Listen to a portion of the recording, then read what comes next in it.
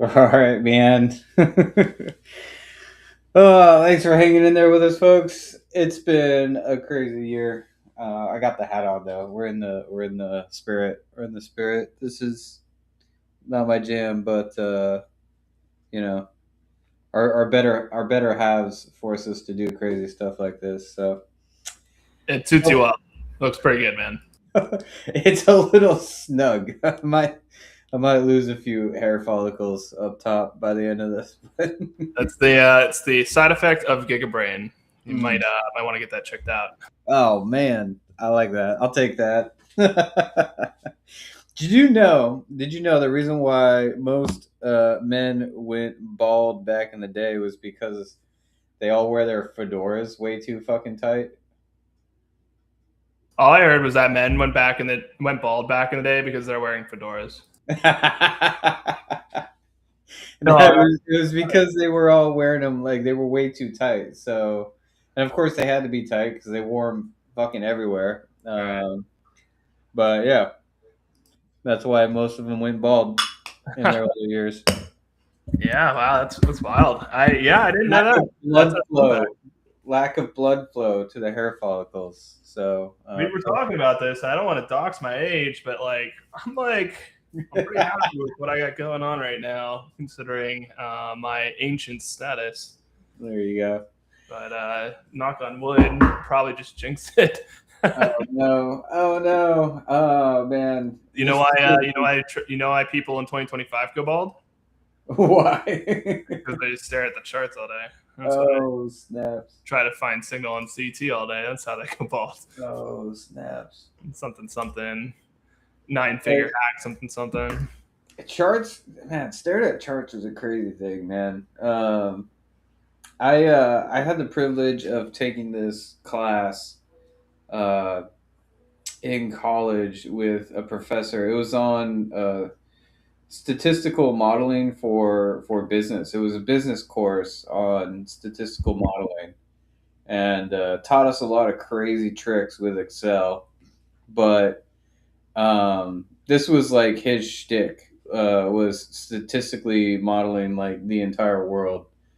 And this guy made his nut during the 2008 recession, basically being able to predict the price that a house would foreclose at, um, and then ultimately selling that model to a firm or whatnot.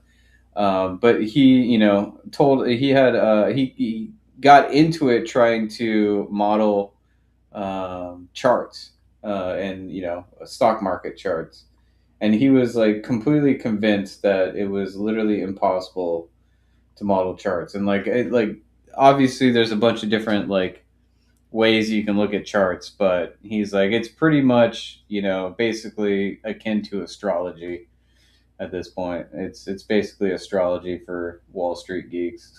So I thought that was funny. um, but Super fascinating. Yeah. To relate that to crypto, 99.9% of charts are basically useless. And then the one metric that really only matters is what is it? The 21-day moving average, and then like the 365-day moving average or something to that effect. I think it's like actually the 3-month moving average, but that's it. It's all the big TAs, the ones that actually know what they're talking about. That's all they really look at. It's just that simple sometimes. I don't know if you've been following some. Well, I've been sharing some of my favorite alpha chart hunters, so to say, the ones that really look at like the broader macro, and how trends really click together. Things like Benjamin Cohen, he knows exactly what he's talking about, and you can get pretty granular when it comes to some of it. But I mean, honestly, if it's outside Bitcoin and ETH, I just wouldn't even try to like predict anything. I saw people doing TA for Quai, and I just kind of like laughed to myself. Like, what do you? It's like way too early for that. I appreciate the people. I appreciate the content. Right? It's crypto.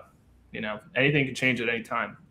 there's also like you know people need to use like the data that they have, in order to make like the best decisions possible. But a lot of people are freaking out these days, because like the 4-year cycle might be dead and stuff like that, and that's like the best information they have to go off of. And I'm like, all 17 years of it, like there's not a lot of data, to like have so much conviction in like a cycle that's only existed for like 17 years.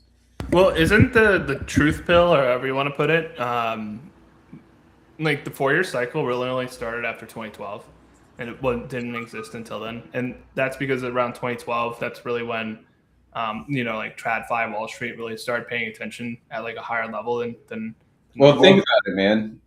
Like Bitcoin launched in 2008. What is 2012? It's the first 4 years. Sure, yeah. When you look at most people that try to do historical TA all the way back to the beginning, they generally omit the first 4 years. That's what I'm getting at. Oh, I see what you're saying.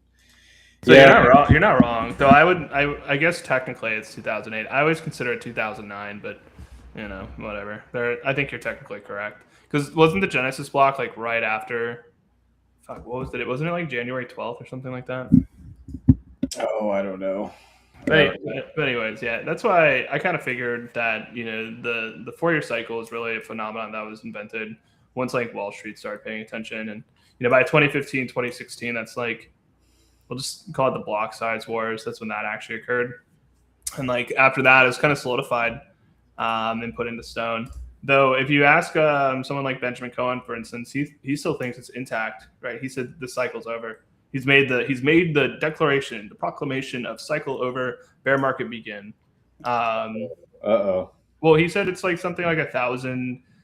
The previous two cycles were all around like 1,060 days, 1,057 days, something to that effect.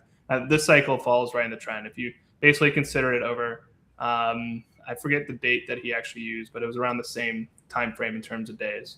I hope he's wrong, right? Like if you look at the bigger macro picture, right? Like stablecoins are at all-time high in terms of volume, adoption's at an all-time high, regulations completely in our favor. We have a pro-crypto president who talks about crypto in a very positive light. The entire administration's in the same foot.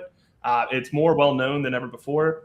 The United States has 50 million crypto holders at this point, so it's about a seventh of the population. It's pretty big, right? There's all these factors that, like, seemingly are going the right way, but the sentiment's like at all-time low. Right, so go explain that one. Right. It's fun to talk about. We could riff on this for a while, but I want to get back to what we were talking about before we started this live stream. But before we do that, we probably need to do some housekeeping around here. Welcome, everybody. Glad to have you tuning in. If you're here for the giveaway, snap, here it is. It's right here, guys. The Quai branded Tangem hardware wallet, still in its plastic. Nice and shiny. Ready to go out, ready to ship out. So stay tuned on the final step in order to enter for this drawing. We got some more of these, so we'll be doing more of these giveaways. Appreciate everybody who's engaged thus far. Per usual, if you're hanging out with us here tonight, especially on X, shout out to everybody over on Twitch and YouTube as well. But if you're here on X, we're actually tipping y'all some Quai via Kipper Money. So check the QR code in that corner this time. A little different format tonight, building off of the live stream from the soap launch. This is an experiment in the making, but check that QR code to get signed up for Kipper Money if you haven't already. I already got to send some tips out. We got I Die Faster, Love Quai, and Cry. I don't know what the rest of that is, but I like that username. We got to hook them up with some Quai. Crypto Vegeta, let's go in the house. Dan.Quai, OG for these streams. Really appreciate you guys tuning in. Stay tuned. Oh, shoot. I just lost the chat. God damn it. No, here it is. Okay. So we'll send out some tips in Quai on Kipper Money to you guys. Thanks for tuning in. Appreciate the support. Guys, Quai is making moves. So I want to check in on some of the places that I've been keeping my eye on. since the soap launch. We have a lot of places to look at Quai now, which is like so cool. Not only this dashboard, which you're looking at right now, but the profitability charts for miners is absolutely insane. It's so cool to see Quai up there on those charts, and pretty soon you'll see Quai on some well-respected revenue charts as well. Teams were really working hard on that, so I want to peruse those. But we got to get some tips out, and then I got to hash out this thing about NHL versus the NFL with Christopher here. So while I'm sending tips, I'll start with this, Christopher. Football is so fucking boring. I can't watch it anymore, man. I mean, if listen, I don't actually really watch football. The fact is, like, I didn't watch a single game this year. The last time I watched a game was when my team, which is Washington, was in the playoffs last year. I went to a local bar by myself to watch it. So I don't watch it. So let me just preface with that. I completely agree with you in the sense that it's very start-stop and commercial oriented. And the last 2 minutes are actually 30 minutes and blah, blah, blah, blah. And when I was in like high school, I didn't play it, and I, always thought it was a dumb thing. But when I was like 24 ish, I was working restaurants at the time, and my favorite restaurant I worked at, we had a thing that we like a regular, reoccurring event every Thanksgiving. It was called the Turkey Bowl, and we get together. So it was about 24 dudes or so. It was like 10, so it was like 20 dudes, but we get together, right, and we drink a bunch of beer, and we would play full contact football. And we went full contact. One guy broke his finger. A bunch of people got beat up, bruised, all this other stuff. So like real full contact. But it was like a group of dudes, right? Like just people broadly. The women that we worked with were there too on the sidelines cheering, having fun too. But when it was a bunch of dudes, right, with that like collective spirit, like it was a lot of fun to play. So I will defend football there, but I never got to play hockey like that. And I actually do come from a hockey family. So there's my flag. I've planted it. Don't really have a winner in this conversation. Don't really care that much. And I totally get you. Like I played soccer growing up, or football, as everyone else in the world calls it. Football. And I like full active, constantly active sports, right? Like I totally get that. Basketball, hockey, soccer, football, whatever. Same thing.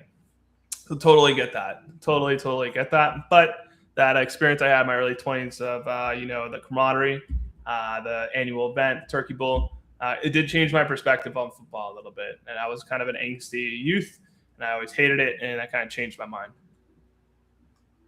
Word. Respect, man. Respect. I actually, respect all athletes in all sports. I just love picking on football and basketball, and frankly, I love picking on everything that's not hockey. Dude, we just found a Ravencoin block. These are coming in pretty quick now. What about lacrosse? Lacrosse is cool too. Yeah, lacrosse is interesting because there's so many different formats of lacrosse.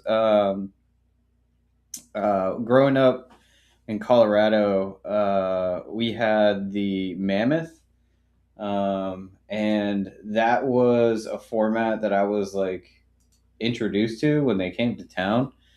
And I went to a game once, and that was actually a blast. But it had like completely different vibes. Like the stadium announcer and the music is like almost going nonstop throughout the game. So it's almost like I don't know, like a wrestling match almost, right? Like while they're playing, the announcer is like calling shots and doing commentary for the entire stadium, right? And in Colorado, it was fun because we had a local, a local DJ, radio DJ that was really popular. I don't even know if anybody listens to the radio anymore, but he was the announcer, so it was kind of like I don't know. It was a Colorado thing to go to the Mammoth game and listen to Willie B, the announcer, who was also like the local morning radio DJ, like full commentary on the game. He was like a little local celebrity, and it was extra special for me because he lived out in a town near where I grew up, which is kind of like in the sticks in Colorado, outside of Denver. Boom, another Raven coin block. Check that out.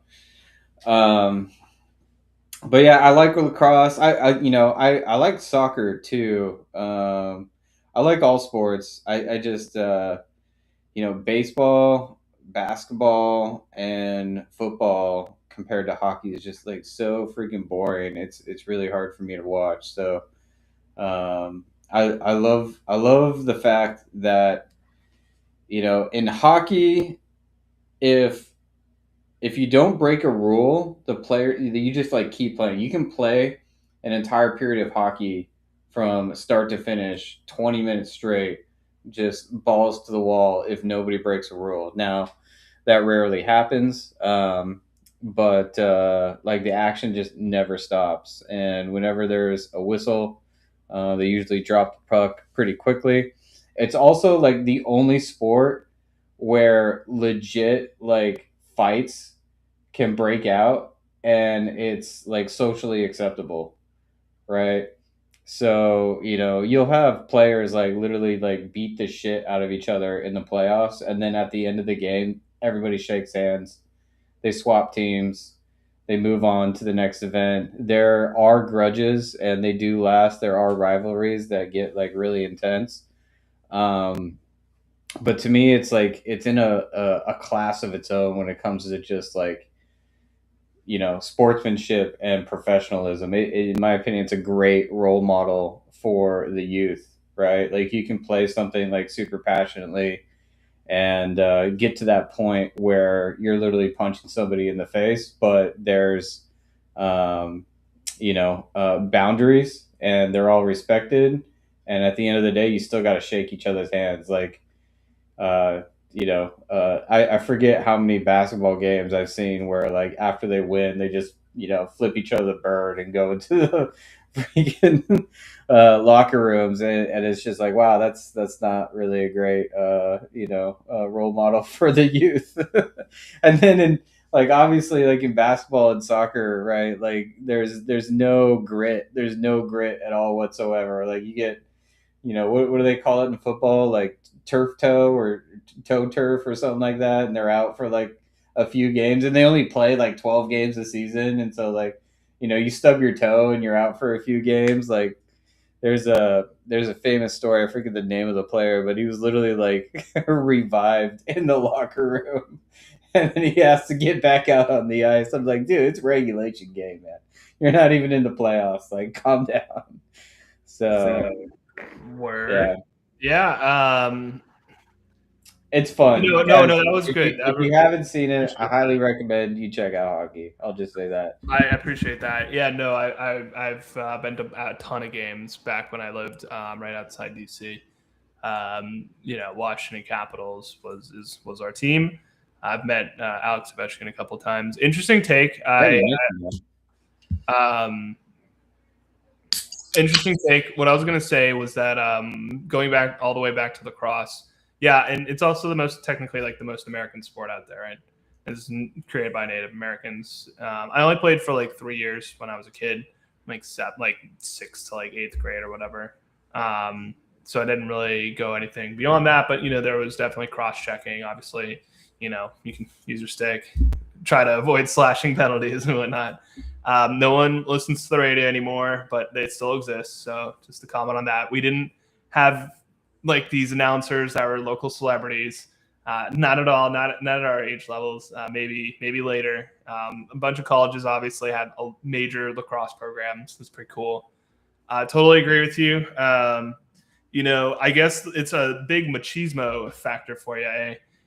Which I think is kind of interesting. A lot of dudes are the same way as well. I totally get that.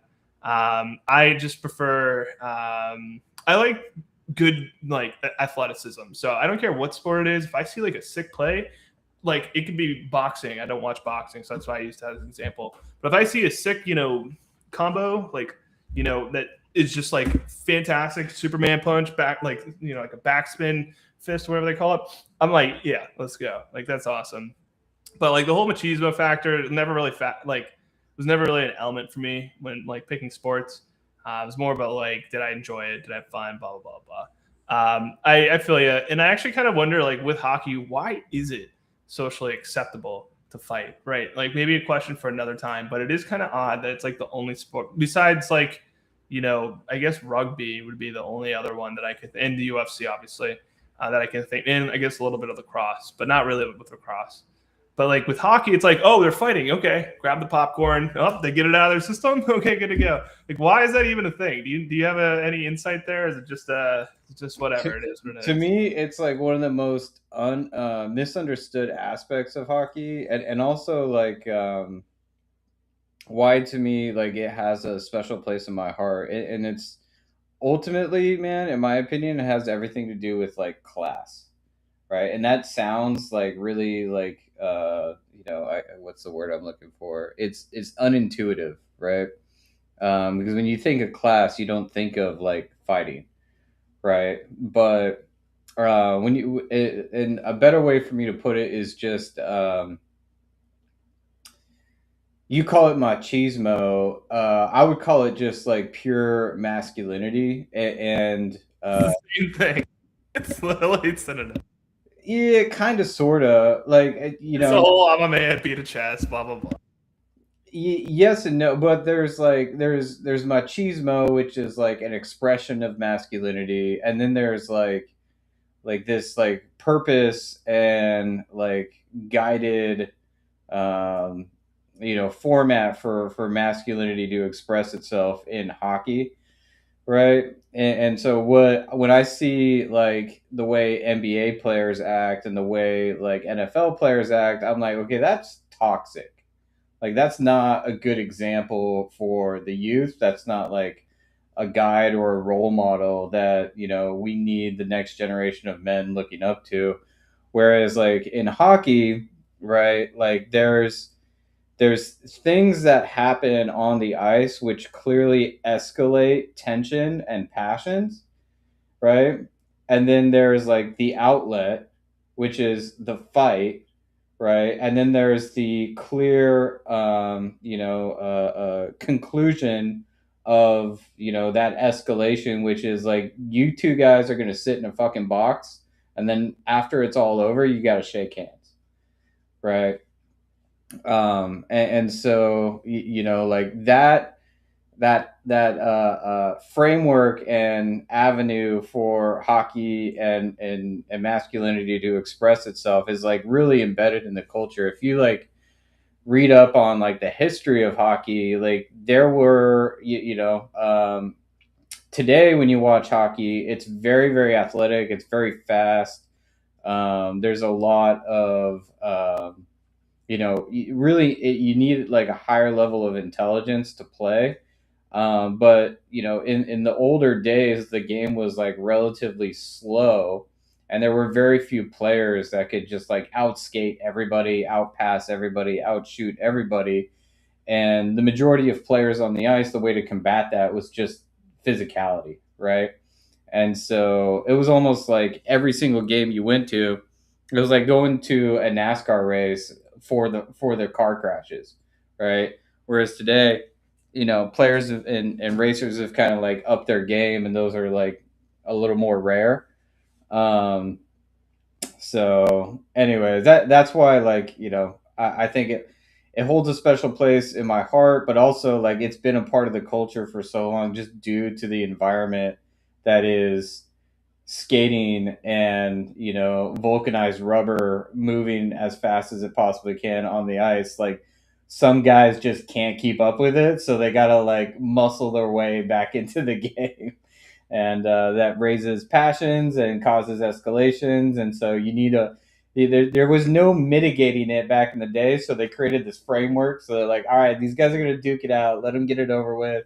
We'll put them in timeout for 2 minutes, sometimes 4 minutes, and then we'll move on with the game. And yeah, so I see it in like when you follow a hockey team, like you're constantly exposed to all the charity that the team does, and all these other like community building events that is also like a huge part of like hockey culture, which you don't see in the NBA, you don't see in the NFL. And so yeah, I'll stand on that soapbox and say, like, even with fighting, hockey's the classiest sport around. That being said, gotta throw some mentions down in the chat there. College football is definitely better than the NFL.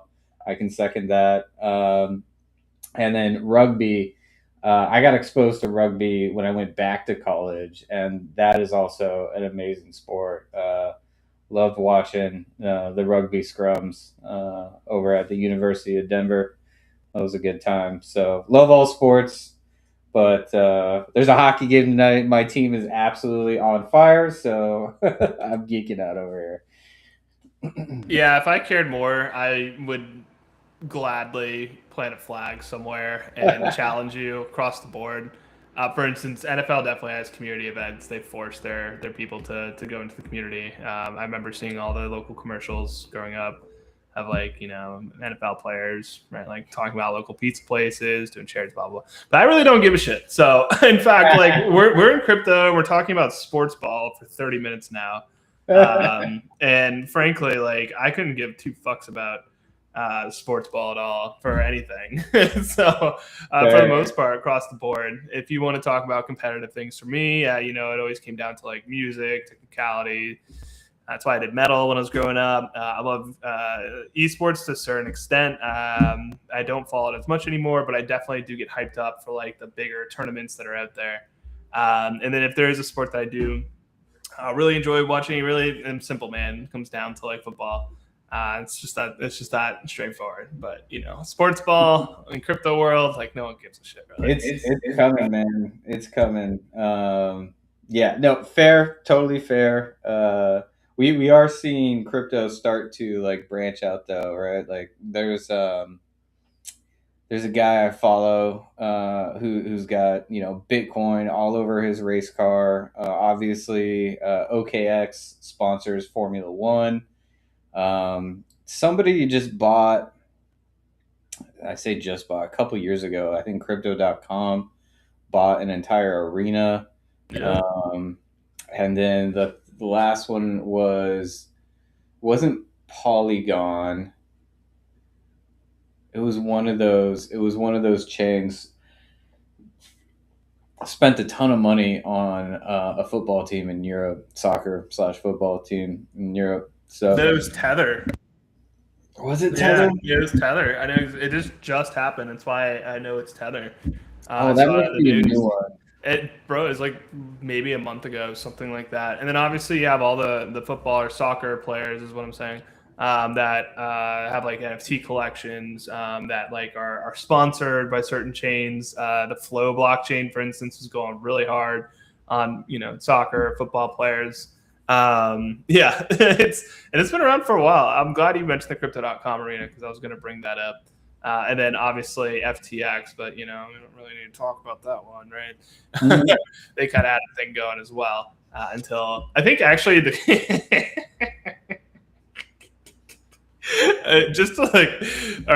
to prove the power of business development, because in Web 2 world, sales, business development, being an executive, right, that's actually technically like some of the top of the hierarchy in terms of the business world. But in crypto, it kind of is flipped on its head in a good way. I actually think that developers deserve all the credit they get in this industry, obviously, and I love seeing founder-led projects dominating, especially when they're developers. But having said that, the power of business development should not be, in marketing, should not be underestimated, because if you go to the Washington National Stadium to this day, right now, it exists currently December 23rd, 6:30 p.m. Central Time, 2025, you will find the Terra Club, and you will also find Terra Luna still marked on all the seats there. So this is very real. It's very true, and it's still there. They never got rid of it, at least according to my parents last time they went. So that's funny, man. So the power of business development should not be understated. Like when it is powerful, when it's effective, it gets where you need to go, and in a way more impactful way than you may even anticipate. So true story. Sports ball is still very relevant for crypto. So again, I don't really have a flag to plant there. It's not necessarily my thing. I played a bunch of video. I'm like a nerd. I played a bunch of video games and like played a bunch of music and chased girls more than I did sports. Fair, fair. Okay, we'll switch topics. I just want to call out the chat some more. Dan.Quai says hockey was invented about 30-minute drive from his house. So he's in the thick of it out there. Dan, would love to get your thoughts on the Colorado Avalanche this year when you get a second. It's been crazy. I did not expect this at all, but it's been a crazy season for my team. Additionally, he says Zebek has been advertising during the NHL games over by him. That's super interesting. I've been seeing Coinbase commercials myself. So You know what I just saw downstairs while I was cooking? Fucking Uniswap commercial. what? Not on YouTube. Not even kidding. Interesting. Very. They're branching out, guys. They're branching out. Coinbase is expected. Zebek, I guess that makes sense.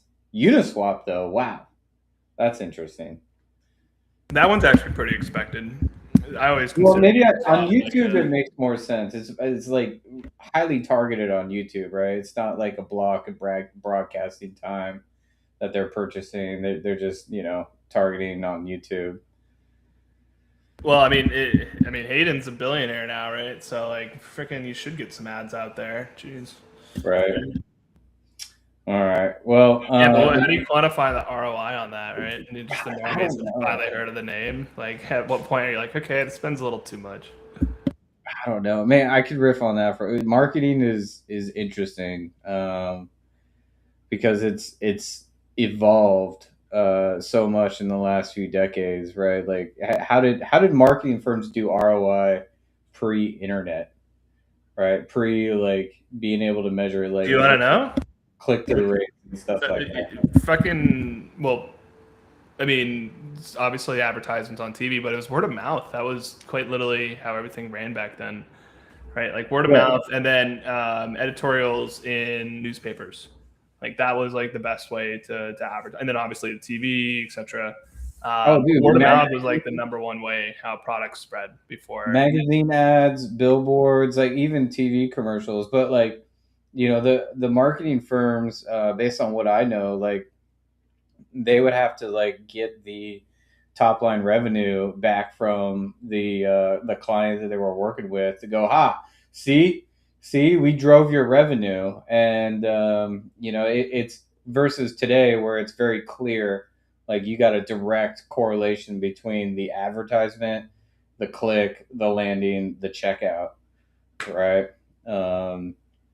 So things are changing, guys. Things are changing.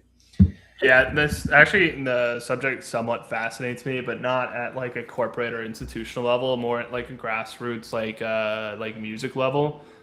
Specifically, like for me, I always found it fascinating that as people in the audience probably already know, like I'm like metal and all this other stuff. I still do, and I have other music tastes outside of that, but I was always really fascinated by like Metallica and like Megadeth and Slayer and Anthrax and like the old school like thrash bands of the 80s because I grew up with that stuff, and to me it was always really fascinating because Metallica is like a grassroots, now just absolute, icon legends forever immortalized, but it started extremely underground. It started extremely word of mouth, like I was just saying, and it, having been born maybe like 20 years or so, not born, but like being old enough to like think about all this and actually have an interest in it about 20 years after it happened, it always like fascinated me how people back in the 80s could form underground, groups, spread music, find good bands,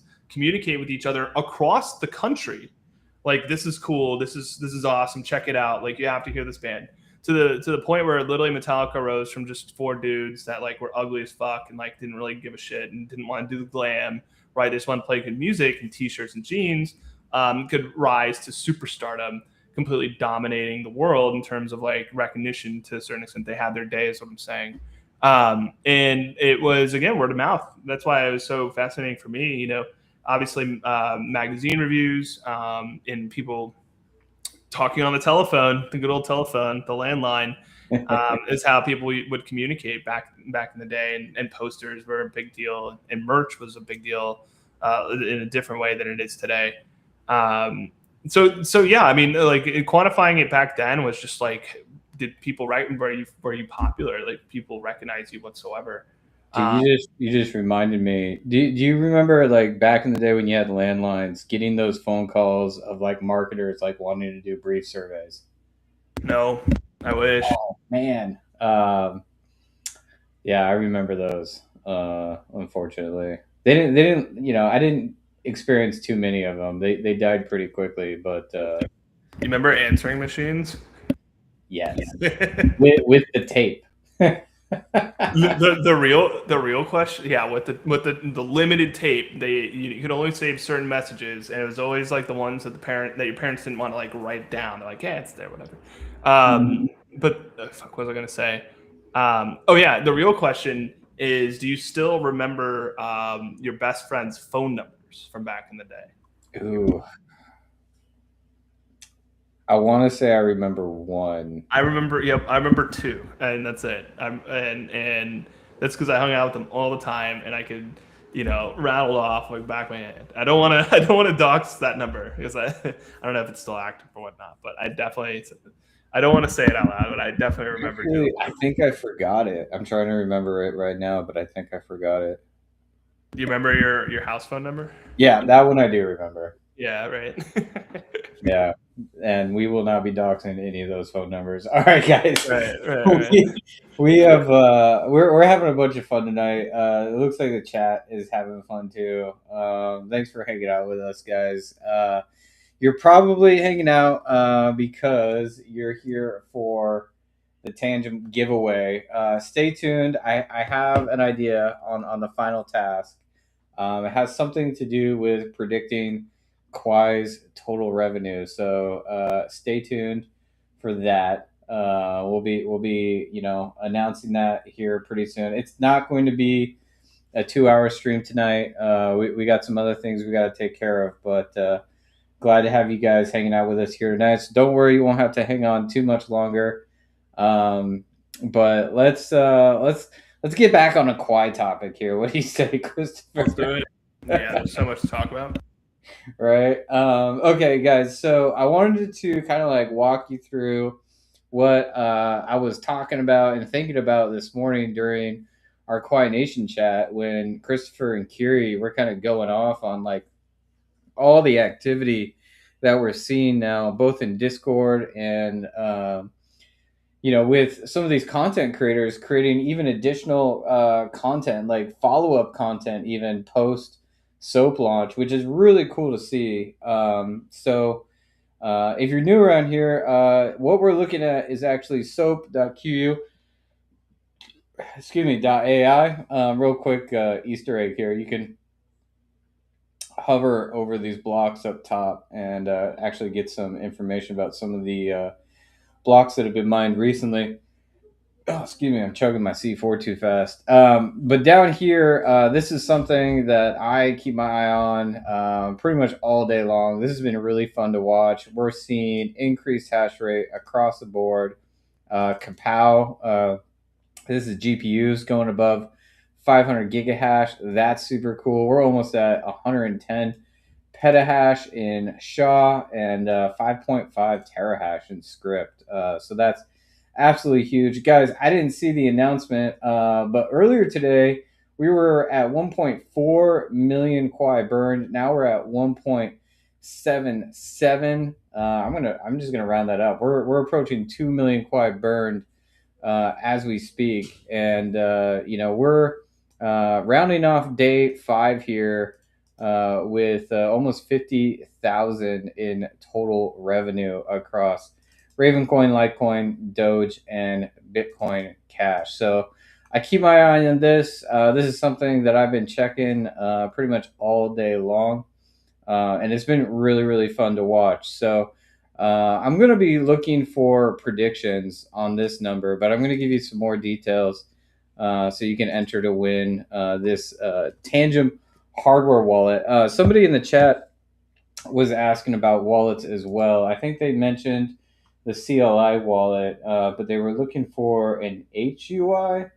So maybe that's I Die Faster or Crypto Vegeta. Somebody was asking about another kind of wallet. Let me know what you were explicitly referring to. But this one right here is a hardware wallet, probably the best hardware wallet I've ever seen. Frankly, I also have where to go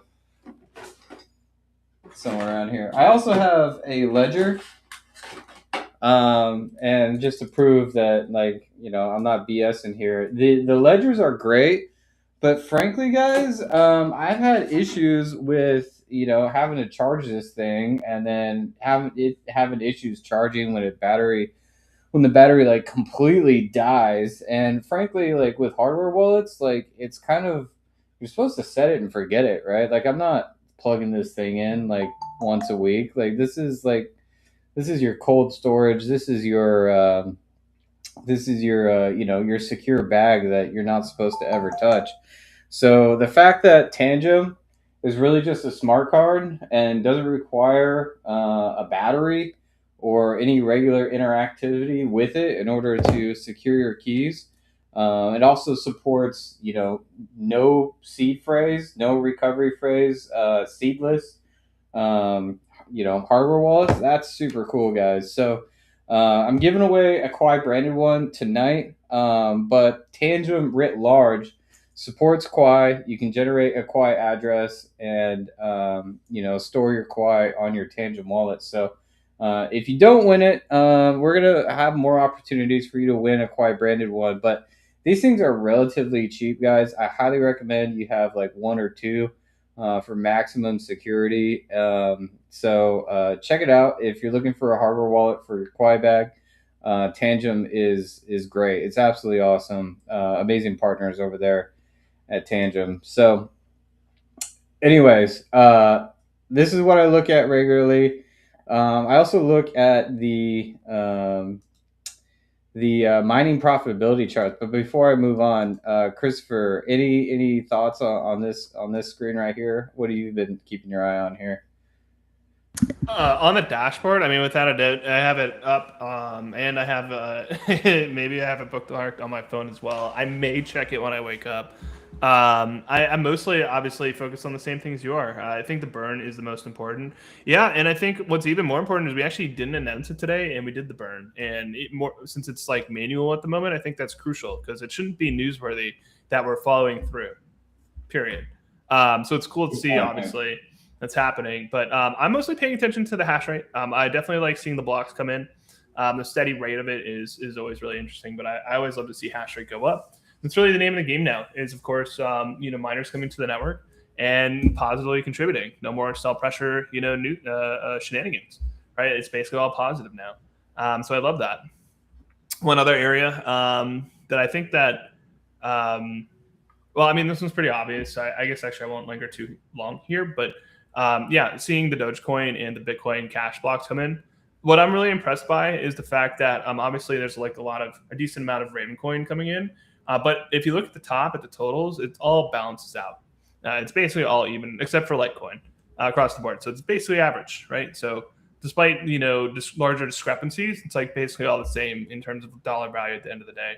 So I find that pretty interesting. But we're only 6 days in, so we'll need a bigger sample size in 6 days to see if that truly will stay basically, the same or like parallel with each other in terms of those numbers.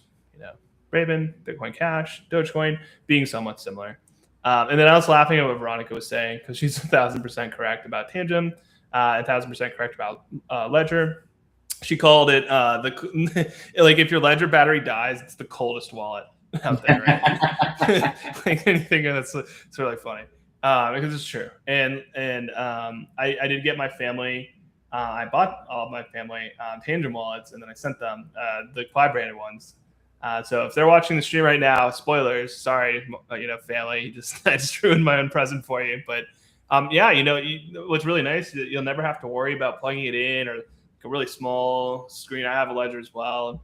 actually move all my stuff off of there because again, it's just not as good of a unit though. Ledger is pretty great.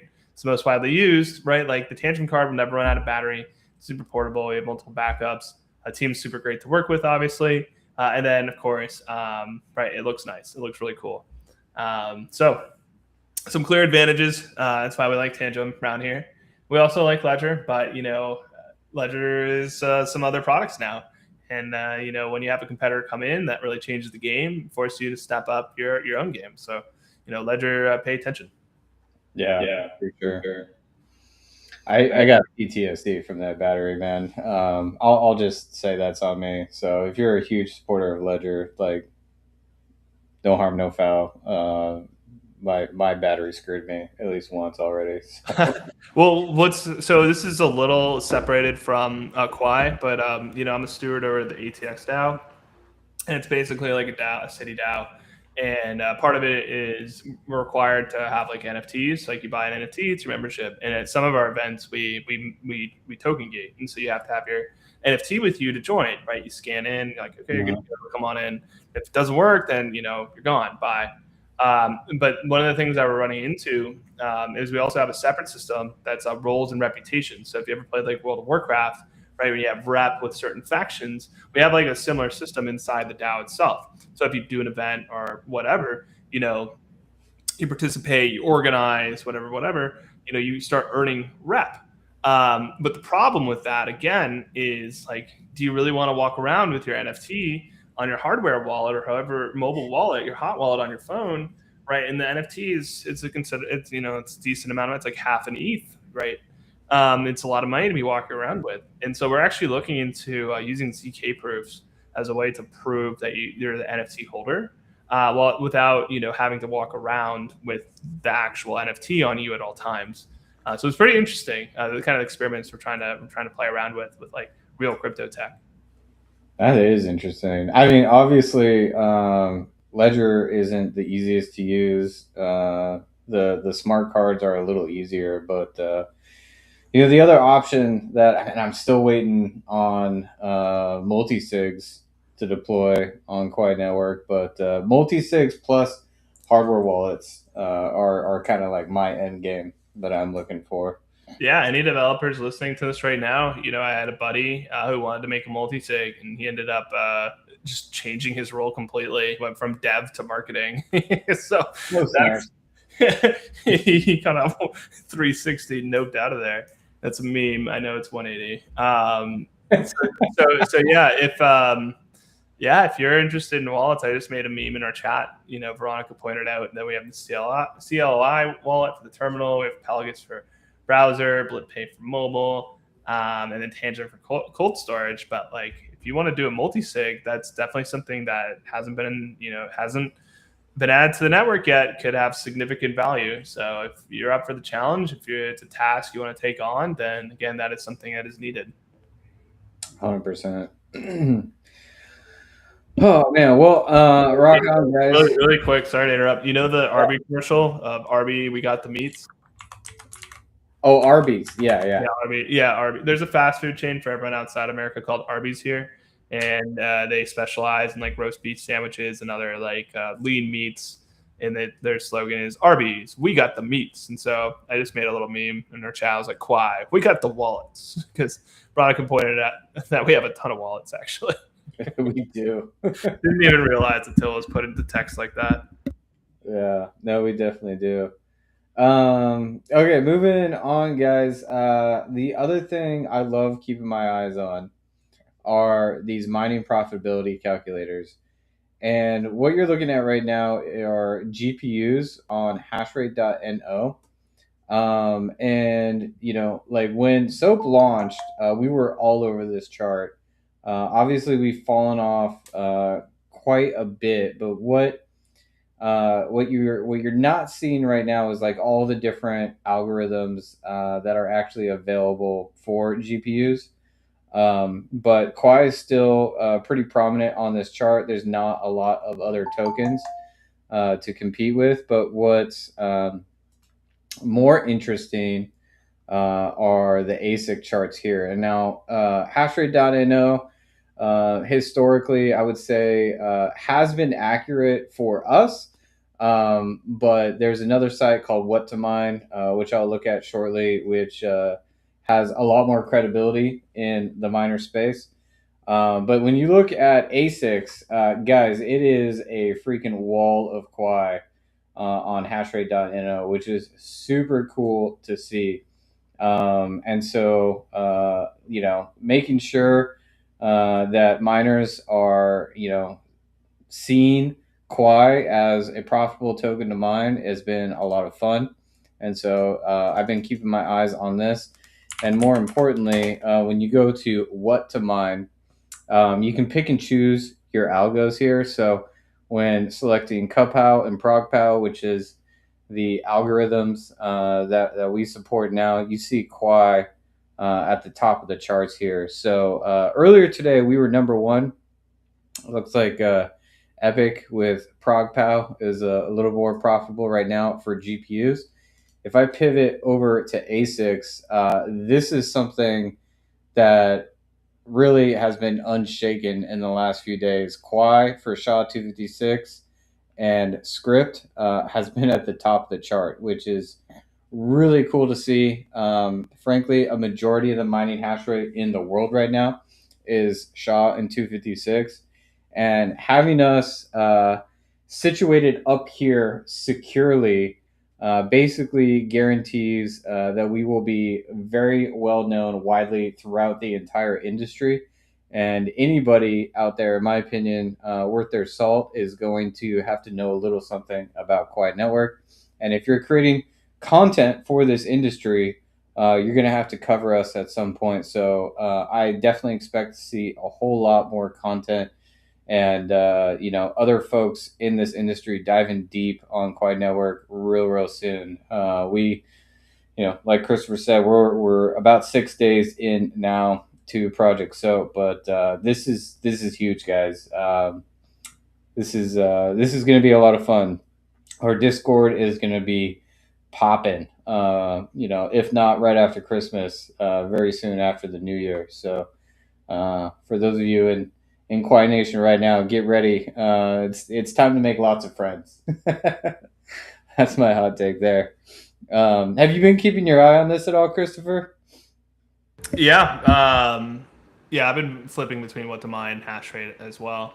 Um, I think you really summarized everything succinctly. I don't know how much I can add here. Obviously, the one thing I can say is that we had a very, heavy consideration when it came to how we're going to do this properly and how to ensure, since there's so many historical examples of like what happens when you add ASICs to a network, and we really didn't want to like approach this in a manner which basically screwed GPUs, just put it frankly.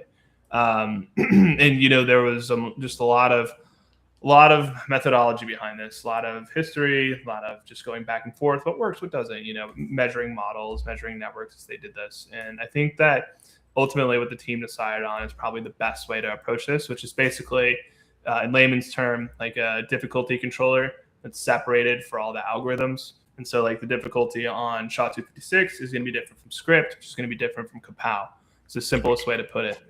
Yep. And because of that, what that really means is that ideally, at least on paper, and I think we're going to prove it in practice, that GPUs will still stay profitable, if not more so than before, because there's increased emissions. And so again, we'll see it in practice, but this was the idea. I think it was Red Panda who said in his video, but we like the miners. We like the block producers. Like we are your friends. Like the entire team has their core ethos, their background in proof of work mining. And so when we made this decision, it wasn't something that was light. It wasn't something that was just quick. It was very, very methodical. And how do we do this the right way? How do we implement this the right way? And then how do we make sure that the industry doesn't think that like we're basically trying to screw one side of the hardware spectrum over?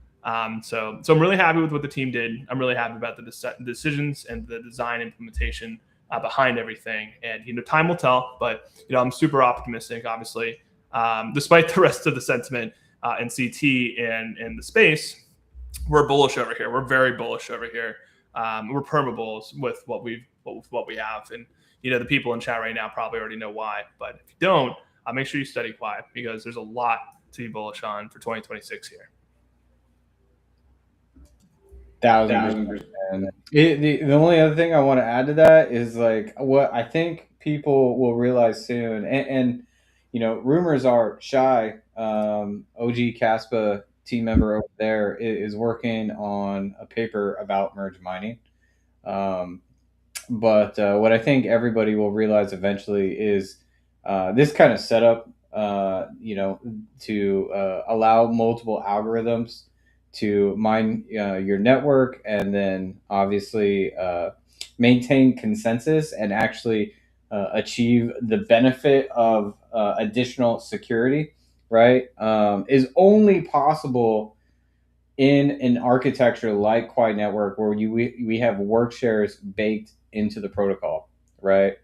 So when you see 483 gigahash in Kapow, 92 petahash in SHA, and 4.8 terahash in Script, the 51% attack scenario that all proof of work networks are susceptible to has now been split across three separate algorithms, three separate hardware classes, and you achieve you gain the security of all that, right? So a 51% attack on Quai Network now means you have 50%, 51% of the GPUs, 51% of the SHA miners, and 51% of the script miners.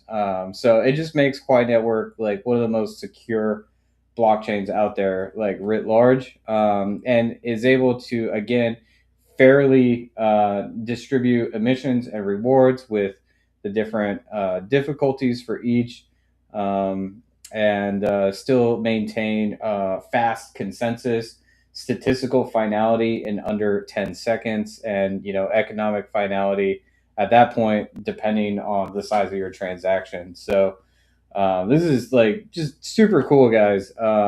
So really looking forward to having us on these charts consistently. Basically creating the opportunity for people to not be able to look away and forced to dive deeper and understand like why this thing is actually able to achieve what it's achieving, which is super cool. From here, the next thing I want to kind of look at is something that we hope Quai Network will show up on real soon, and that is some of like the revenue charts. I was going to pull up Artemis, but are there any other? Should we look at like DeFi Llama or anything else, Christopher? So yeah, I mean the source of truth for revenue historically has really been right DeFi Llama. ChainSpect is a small player in a big pond, but they're making waves and they dominate SEO. We've actually spoken to their team, been in contact now for like 9 months, I think it is at this point. And then there's Artemis as well, which is used at an institutional level. There's other platforms as well, like Token Terminal, which is used at an institutional level, and really like those four are the main ones and Dune though is not necessarily as, it can be as specific, but it's a little bit more this you have to wade through a lot more stuff to find the data that you're looking for versus Artemis versus DeFi Llama versus Token Terminal versus ChainSpect, which has everything really just categorically in front of you. Though Dune obviously is heavily developer friendly. So those are like the four sources, like it's 5 sources of truth that I turn to when it comes to metrics. Nice. So I got DeFi Llama up here, guys, and I just want to point out, like, when we think about revenue for chains, right? Quai Network sitting around like 10,000 a day, right? So like, boom, that automatically puts us right now at number 9 on this chart, which is insane. Like, like we just went from like 0 to like number 9, which is really freaking cool, guys. Yeah. So it's a big deal. It's like a really big deal, especially for chains out there. And the thing is like I don't think that fees are really calculated. Transaction fees in the network are really calculated. Obviously, fees right now are like sub-cent, and most of the transactions that are happening, right, since we haven't really stood up a significant DeFi ecosystem, are mostly like minimal swaps. But again, most of them I think are really people just sending money back and forth at this point. So that's not going to make a substantial amount of any kind of revenue that technically still is factored in as well. And it's still, once we start scaling and like we get to that level, which is inevitable, we'll have a factor as well. So it'll be like a two-parter. Ideally, at some point, it might even take over. Yeah, well, totally. Especially when the chain can actually scale, right? Like I feel like we're going to, um, when we start showing up on these charts, which the team's working on partnerships here to make sure like these numbers are tracked accurately for Quai. Um, People are going to start asking questions, and we're going to unlock like a whole new narrative here. The other thing I was thinking about, man, is like on some of these other chains, the fees aren't fixed, right? And so when there's like high demand on some of these other chains, like the fees actually go up, even though their throughput doesn't scale, right? So when you see transaction fees on Quai Network go up, like you're actually going to see like that means more users, more activity, because the fees are actually fixed, right? It's not like the same activity getting clogged down, competing for space on the block. There'll be like points in time when that happens before the network expands. But like I'm actually curious right now. We'll probably dive into this on another stream, but just like looking at overall transaction throughput on some of these, I think we can actually pull these up right now. Let's see here. We were looking at, so if I go back, that was Tron base and Solana, anywhere from like 80,000 a day to like 1.3 million. That's an insane jump, by the way. Like that's absolutely ridiculous. That's absolutely ridiculous. This has got to be, just like high fees and congestion on Tron.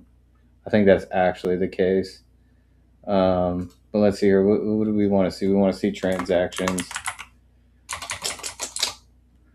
Let's try chains here.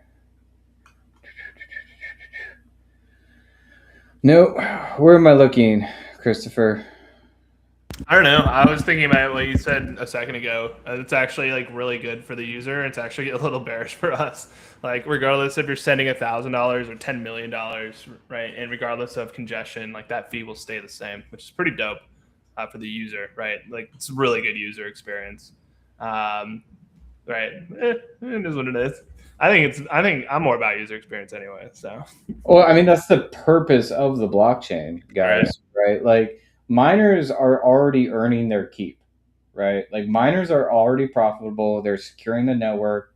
They're, grinding hash. They're producing work shares and blocks. So that's how this system works, right? So for everybody else, like this is an issue because they're in a proof of stake world and they need those fees in order to sustain that, yield that they earn from like just running a single CPU machine on a cloud somewhere in a centralized data center. But for proof of work, like this is actually super bullish in my opinion. I want to see transactions, fees and revenue. Where's transactions? I saw it previously on DeFi Llama. Like transactions per second. Yeah, it was more like just yeah, maybe they just stopped reporting that because nobody could actually like achieve what they wanted to. I'm a little confused. Are you looking for transaction per second? Or are you looking for total transactions? I want to see like yeah, I want to see like transactions in a 24-hour period because you got Tron sitting at like $1 million in revenue on a 24-hour period, and base at number three sitting at like 80,000 revenue in a 24-hour period. So like I just want to see like how many transactions are occurring on Tron versus how many transactions are occurring on like base. So I could have swore that was like right here, but I guess I'm not seeing it. Hmm. If I do, come on, there we go. All right, so there's Tron with 2.75 million active addresses, and then you got base down here with 500,000 active addresses. Interesting. Oh well. Yeah, I am not going to be the only one digging into this real soon, guys. When we show up on these charts, there's a lot of analytics tools out there that track revenue, and we're going to start showing up everywhere real soon. So just a reminder of where we sit on revenue by chain right now.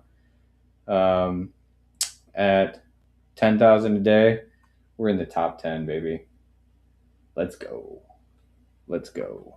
I think like one thing, and yeah, that's so bullish. Once again, it's substantial. It's substantial to the point where it's like a chain that basically came out of left field, as far as they're going to see it, can earn that much revenue in that much time. But one thing I like to distinguish, like for my own purposes, like that revenue though, again, that is the buybacks, that is the burn, that is the staking, right? And so like it's a little bit of a misdirect, because revenue, when you think about revenue for a chain, you think it basically goes into the foundation's coffers, and like that's not necessarily what it is here. Instead, it's like I said, indicative of the buyback and burn potential, as well as the staking funding potential. And so like, that's how I like to, that's my mental framework for that. But yes, if we're looking at strictly the term, the nomenclature, it is technically revenue, right? So it is nice in that regard. But we want to get the hash rate on the network. We want people to mine here. We want this to be a profitable environment, very PVE, and very beneficial for everyone, mutually beneficial for everyone involved. And so like that, we won't stop until that number is easily number one, right? A million in terms of revenue 24-hour period. That's where Tron's at. So that's just 100x, right? Like just a small 100x. And this is crypto, so we don't rest until it's 1,000x. You know what I'm saying? Love it. Love it. A 10x, the 10x in revenue is 100,000, and like if you go back to that previous screen, you take a look at where 100,000 last 24 is. I think that's like top five, right? I didn't get to see it. Yeah, it's top. It's number three. So like even if we 10x from here, just a small 10x, again, we are number three in terms of chains, in terms of revenue.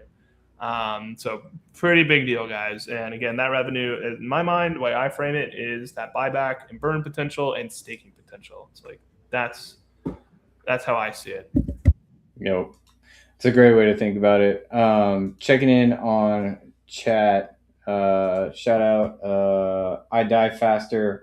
They say his concern, their concern. I can't leave my miner on 14 days and not have anything liquid, so I have to switch back and forth between Quai and Doge mining, so I can get some type of revenue in. Fair. Totally understand. What I will say is hopefully you don't have to pay your power bill every 14 days. Hopefully you pay your power bill every 30 days or longer, ideally. But that being said, there are other opportunities in the pipeline for miners in your situation. Something that we've been working on since Golden Age, since a test net, frankly, that really will benefit from this mature market is something called liquid mining tokens, and this is something Christopher and I have been like super bullish on for a long time. We have not lost sight of this, but ultimately it needs to launch with a mature market, and so like this is something Project Soap, all this revenue, etc. This is something that helps build mature markets on Quai, not just for Chi as an energy dollar, but also for something super cool like liquid mining tokens. And to explain that briefly, the concept there is you're mining to a smart contract, and so those rewards are being locked in, like you can think of it like a bond that matures over time with additional rewards for whoever owns that smart contract. But it's tradable, right? And so what you end up creating is an energy bond market, if you will. So you can mine consistently to and create these liquid mining tokens as you mine, and then when you need liquidity, you can just sell your liquid mining tokens on the market, and anybody else who wants to earn some additional rewards on their Quai can go and purchase said liquid mining tokens. That is a very basic explanation, but that is something that is coming in the future once we get those mature markets built on Quai Network. Christopher, I know you geek out on this a lot. Yeah, I know that this is a pretty big deal. For a while, you and I have been geeking out on the idea of yield on a proof of work network, something that's actually native to the chain. You have to dive deep in the docs to find this out, but we actually have locked mining rewards already live. So technically, this is a real thing right now, where you can opt to lock up your rewards and choose the time frame. So it's like I think a month, 3 months, and then 12 months. Might be 1, 6, 12. But the idea, of course, is that like if you delay your reward period, you get additional reward revenue out of that, which is in effect a very kind of like roundabout way to create yield on a proof of work network, but still valid. And with staking with SOAP, that is technically also another form of yield, but it's not tokenized. And so, sorry, so like choke on whatever that was. It was not tokenized still. And so like that's what's really interesting about liquid mining tokens is that is a tokenized version of yield on a proof of work network. So staking, that would be when that gets introduced is another form of yield on a proof of work network. Locked mining rewards is already available and live now. As a miner, you can just opt to delay your reward period and get yield that way, additional rewards that way. And then with LMTs or liquid mine tokens, as Matt just laid down, when we introduce that, that is a tokenized version of yield on a proof of work network, which is really, really cool. Never been done before, another first. And really, in my mind, since we know we can actually point to where that yield comes from, is a significant innovation in just blockchain history, period. Huge. Yeah. So, to answer to deal with your issue right now, it's not available. But in the future, if you need liquidity prior to that 14-day lockup, you'll be able to mine into a liquid mining token and then sell those liquid mining tokens immediately to the market if you would like. And so that gets you kind of like that instant liquidity for mining. Now, the individuals who are purchasing those liquid mining tokens are, additionally like giving up their Quai to earn interest on that Quai that they're, using to purchase those tokens that you just mined effectively. So we an easy way to think about them is just energy bonds, right? So you're mining Quai, but you're locking that Quai up in a tokenized form that you can sell instantly in a market.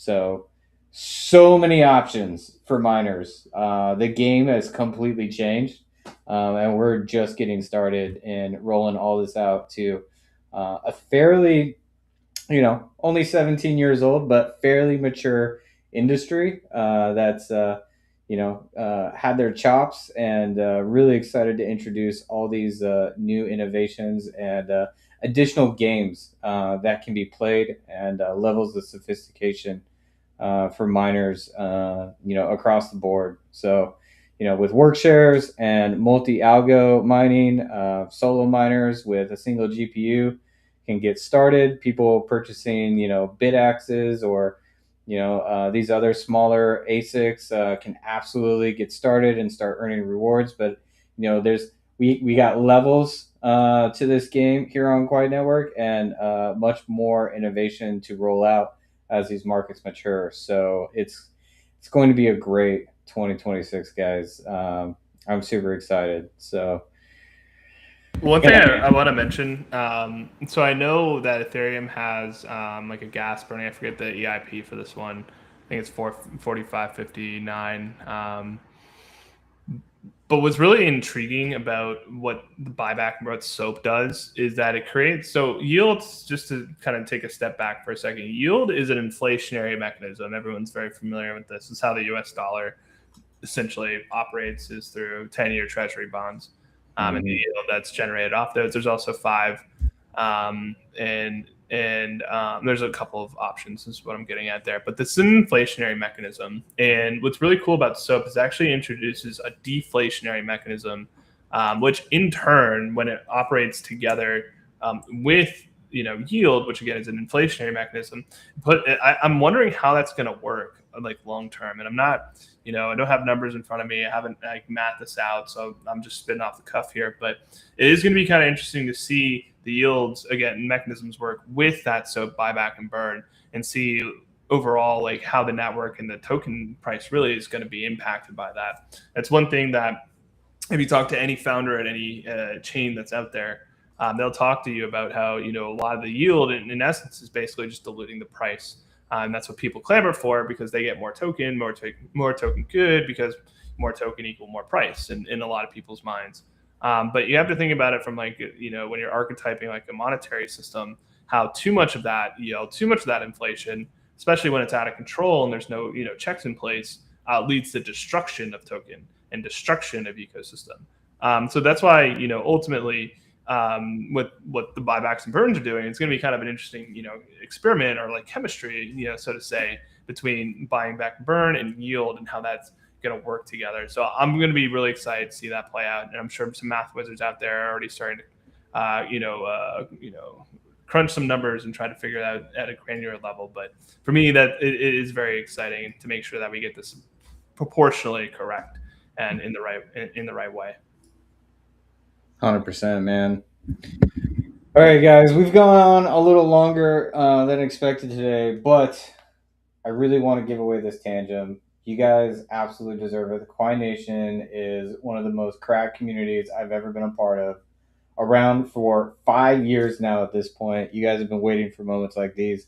So if you've checked my tweet and you followed all the steps above to enter to win this Quai Hardware Tangent Wallet, I have one more step for you. Okay. I need you to tweet your prediction for total revenue on January 1st, 2026. Tweet your prediction for Quai Network's total revenue on January 1st, 2026, and tag me and use the hashtag Quai 2026. Okay? So, final step to enter to win, right? Tweet your prediction for total revenue on soap.q.ai on January 1st, 2026. Tag me and use the hashtag Quai 2026. Okay? And do that in the next 48 hours. I'll give folks some time to catch up with the stream. And you'll be entered to win, and then I'll be announcing those after Christmas. Sound good, guys? Rock on. All right, one more time. In order to enter to win this Quai Hardware Tangent Wallet, follow all the instructions in my previous tweet, and then now tweet your prediction for Quai total revenue 2026 on January 1st. Tag me, hashtag Quai 2026. Thanks, guys. You absolutely rule. We'll be giving out more of these soon. Really excited to start sending these out. They're burning space on my desk. Frankly, I got too many of these. So we'll have some more opportunities along the way. But really excited to get these in the hands of some members out there at Quai Nation. Some new members that joined weren't able to get their purchase in when the limited sale was up. So excited to get you guys hooked up with some high quality hardware wallets here. And with that, Christopher, I don't got anything else. Anything you want to send us out with? I mean, first, it's been a crazy year. I see a lot of people posting recaps of the year, and so that means at some point, you'll see one from me, you'll see one from Matt, probably you'll see one from the team, have our own from the founders, recap. Second, it's been a blast, right? Like this has not only gone by so quick, but there's been so many. It's like a roller coaster ride in terms of like everything that's been happening. It's all so fast. So if you've managed to stay up to date with all the updates that we've gone through this year, it's like first props to you. Cheers, tip of the hat, pat in the back. But second, there's so much more to come, and it's so exciting. And I love that the sentiment right now it sounds like almost what's the right way to put it, like devious, but I actually really appreciate that the sentiment right now is in the gutter for CT broadly, because as I've been, and I think I might even make an article about this, as I'm kind of seeing right now in the X space, there's definitely like a great CT reset happening. um, a lot of like the noise is like I still see AI slop, but I definitely don't see nearly as many yappers as before. Obviously, like a lot of people have left as well, and that's always actually a very bullish thing. Is when like the old class leaves and the new class kind of like comes in, right? You're really in like that transitionary period, so it's really exciting to be a part of. But like I said, it's like a great CT reset is happening. And I might do a whole article about this and the vibes and how they go up and they go down. It gets noisy. There's signal and there's no signal, and like how that actually evolves. But for us, at least over here, it's super bullish. Right, we've got a lot going on under the hood. We have tons of technical innovations. We're getting that validated again by world-renowned physicists, by like colleges. People are very interested in the energy-based economy that we're ushering in. And unfortunately, right now, the big hurdle that we have to leap over is distinguishing and separating ourselves from Bitcoin as the real energy-based, monetary system that actually has like the right implementation of what that is. And I made a post about this earlier, but that's simple. It's energy in equals the rewards out. And like that's how you actually create an energy-based monetary system. So for 2026, I'm really excited about ushering that in, realizing that, gaining that mainstream, prominence or recognition of like what a true energy-based monetary system looks like, and how to do and create value on a blockchain that isn't derived from assets outside or external to that blockchain itself, outside of the energy required to participate in said blockchain. It's a really big deal, guys. So no U.S. based assets are going to dominate in that sense. We don't need to rely on T-bills, for instance. Ushering that in, that's what makes me bullish. So I want to leave on that note. Very, very excited to see that, and to create that, and to usher that in. And that's something that helps me sleep at night, knowing that this is going to be a reality very, very soon here. So outside of that, that's what I got. To end on that note, I just want to end with the bullishness again. Got a lot going on. Everyone's extremely excited over here. It's really just like optimism, not toxic optimism either. Like very, very pragmatic optimism for what's about to happen. And probably have to do a recap post, right? I want to make sure that we do that probably tomorrow, the day after on Christmas. Yeah, great point. And Veronica says mainnet launched less than a year ago, like less than 12 months ago, only 10 months ago, actually. Jeez. So we're young. Yeah, so, we're very young. I die faster. Total revenue, U.S. dollars, by January 1st, 2026. Let me help you out here. Don't worry, you're officially entered into the challenge at this point. I just really want your prediction for that total revenue value up there, right here. This number right here. Let's predict this number. Thanks, Christopher. Really appreciate it, man. Yes, guys, energy money is entering the chat in 2026. 100%. We'll be around tomorrow. We'll be hanging out with Dr. K. If we don't see y'all, Quai Nation, have a Merry Christmas. If you don't celebrate, enjoy the break when everybody else is. I know I have in the past.